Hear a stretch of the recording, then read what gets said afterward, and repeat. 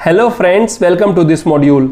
इस मॉड्यूल में हम जानेंगे कि फ्लिपकार्ट पर आप सेलर सपोर्ट को कैसे कांटेक्ट कर सकते हैं। देखिए, फ्लिपकार्ट पर अगर आपको कुछ समझ में नहीं आ रहा है, अगर आपकी किसी ऑर्डर आईडी रिलेटेड प्रॉब्लम है, अगर आपको कोई प्रोडक्ट लिस्टिंग रिलेटेड प्रॉब्लम है, या फिर आपको कोई चीज पैनल से रिलेटेड नहीं समझ में आ रही, पेमेंट से रिलेटेड नहीं समझ में आ रही, तो आप फ्लिपकार्ट सेलर सपोर्ट को कांटेक्ट कर सकते हैं। तो इसलिए आपको फ्लिपकार्ट सेलर सपोर्ट को कैसे कांटेक्ट करें, इसका प्रोसेस अच्छे से समझ में आना चाहिए। तो चलते हैं कंप्यूटर स्क्रीन पर इसे समझने के लिए। फ्रेंड्स से मैंने फ्लिपकार्ट सेलर पैनल में लॉगिन कर लिया है। अब फ्लिपकार्ट सेलर सपोर्ट में टिकट रेज करने के लिए इधर आपको राइट हैंड साइड पे 3 डॉट्स दिख रहे हैं। आप इस पर क्लिक करोगे तो आपको 4 ऑप्शंस दिखेंगे। इसमें 4th ऑप्शन आ रहा है कॉन्टैक्ट सेलर सपोर्ट वाला, आपको इस ऑप्शन को सेलेक्ट करना है। तो जैसे ही आप इस बटन पे क्लिक करोगे कॉन्टैक्ट सेलर सपोर्ट वाली, ये पेज ओपन हो जाएगा। तो इधर आप लेफ्ट हैंड साइड पे देखोगे कुछ मेजर हेडिंग्स आ रही हैं, जैसे कि orders and delivery, listings and catalogue, payments, account related, inventory management, seller performance, promotions, advertising. तो बेसिकली जो सेलर को कंप्लेन आती हैं फ्लिपकार्ट पर, वो सभी कंप्लेन और वो सभी क्वेरीज फ्लिपकार्ट वालों ने इधर लेफ्ट हैंड साइड में मेजर हेडिंग्स के अंदर कैटेगराइज कर दी हैं। अब जैसे इधर by default orders and delivery selected है, तो ऑर्डर्स एंड डिलीवरी के अंदर क्या क्या इश्यूज आते हैं, जैसे कि बायर और order verification, logistic related queries और complaints, order cancellation assistance, order information और processing assistance, returns, issues with order processing, other order related queries, packaging material related queries, या फिर ड्रॉप शिपिंग रिलेटेड क्वेरीज। तो इस तरीके से orders and delivery वाली heading selected थी, तो उसके अंडर ये सभी सब हेडिंग्स आती हैं जो कि सेलर को प्रॉब्लम हो सकती हैं। अब जैसे मैं लिस्टिंग एंड कैटलॉग वाली हेडिंग चूज करता हूं, तो उसके अकॉर्डिंग प्रॉब्लम आ गई, ऐड और change request, listing related issues, listing related queries. तो इस तरीके से आप इधर पढ़ सकते हो।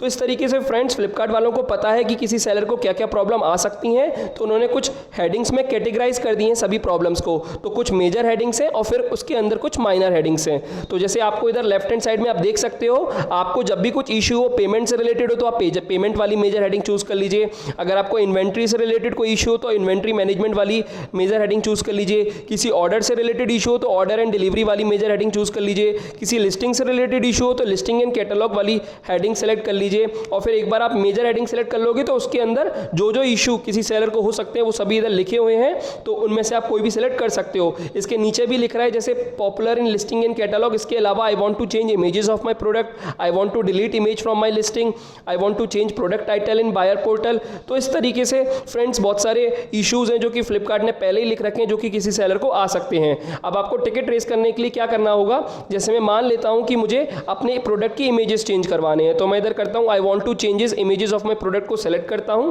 जैसे ही मैंने सेलेक्ट किया तो बेसिकली इन्होंने एक इंस्ट्रक्शंस दे दी कि to change the image you should be the creator of the product, in case of latch product please share the product official website where the new changes are reflecting, in absence of same we will not be able to accept the request. तो इसमें basically कुछ instructions दिए जो कि seller को follow करने हैं images को चेंज करने से पहले।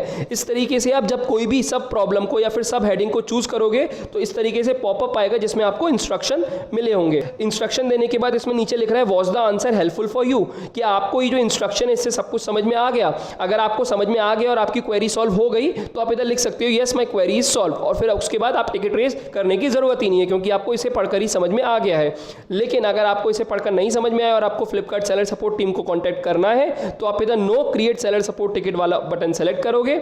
जैसे ही आप सेलेक्ट करोगे तो ये पेज ओपन हो जाएगा। फिर इसमें आ रहा है प्राइमरी ईमेल, तो आपका ईमेल आईडी इधर बाय डिफॉल्ट आ जाएगी, सब्जेक्ट वही आ जाएगा जो आपने चूज किया है।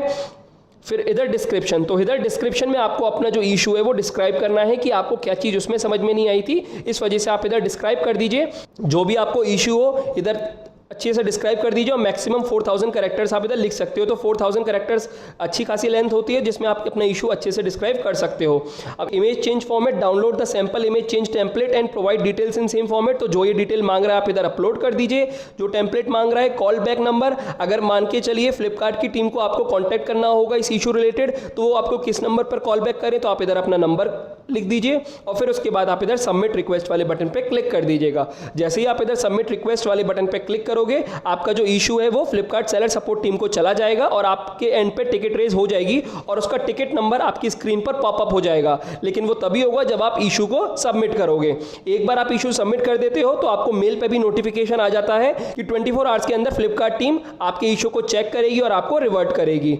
और अगर आपको देखना है कि जो आपने टिकट रेज की है उसका क्या स्टेटस है, तो आप इधर राइट हैंड साइड पे कॉन्टैक्ट सेलर सपोर्ट वाले जब ऑप्शन में आप जाते हो तो माई टिकट्स का ऑप्शन आता है। ये बेसिकली वो पेज है जहां पर आपने जो जो इश्यूज पास्ट में फ्लिपकार्ट सेलर सपोर्ट के साथ डिस्कस किए हैं और इधर से रिजॉल्व कराए हैं वो सब इधर मेंशन होंगे। तो आप इधर देख सकते हैं कि जैसे ये आ रहा है जो कि मैंने 3-4 दिन पहले एक टिकट रेस की थी, उसका ये रेफरेंस आईडी है, जैसे कि मैं टिकट आईडी भी बोल सकता हूं, और अभी ओपन है। ओपन का मतलब फ्लिपकार्ट टीम ने अभी इसे रिवर्ट नहीं किया है। लेकिन अगर आप सेकंड देखोगे तो ये रिजॉल्व लिखा आ रहा है, इसका मतलब फ्लिपकार्ट टीम ने इसे रिजॉल्व कर दिया है। और अगर आपको देखना है क्या किया है तो आप इस पर क्लिक करके आप देख भी सकते हो कि उन्होंने क्या सॉल्यूशन दिया है। तो इस तरीके से अगर आप उनके सॉल्यूशन से सेटिस्फाई नहीं हो तो इधर आप दोबारा से उनको रिप्लाई भी कर सकते हो। और अगर ये टिकट क्लोज हो गई है तो आप दोबारा से टिकट जनरेट कर सकते हो। दोबारा से टिकट जनरेट करने का वही तरीका है जैसे आपने फर्स्ट टाइम किया था। जैसे इसमें आस्क फॉर असिस्टेंस है, जब आप आस्क फॉर असिस्टेंस करते हो तो दोबारा से वही पेज ओपन हो गया है और आप इस पेज से दोबारा से टिकट रेस कर सकते हो अगर आपका कोई इशू रिजॉल्व नहीं हुआ है तो। और आप माई टिकट में जाके उस टिकट का स्टेटस चेक कर सकते हो। जैसे इधर ओपन लिख रहा है तो इसका मतलब अभी ये टिकट चालू है, और ये रिजॉल्व लिख रहा है तो ये अभी टिकट रिजॉल्व हो गई है। कभी कभी ऐसा भी होता है कि फ्लिपकार्ट टीम आपसे कोई इमेजेस वगैरह या कुछ डिमांड करती है तो उधर उस केस में इधर लिखा रहता है पेंडिंग सेलर एक्शन। इसका मतलब सेलर को अपने एंड से कुछ एक्शन करना है, जिसके बाद वो टिकट फ्लिपकार्ट टीम को दोबारा चली जाएगी।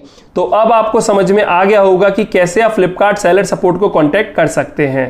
अब चलते हैं अगले मॉड्यूल की तरफ।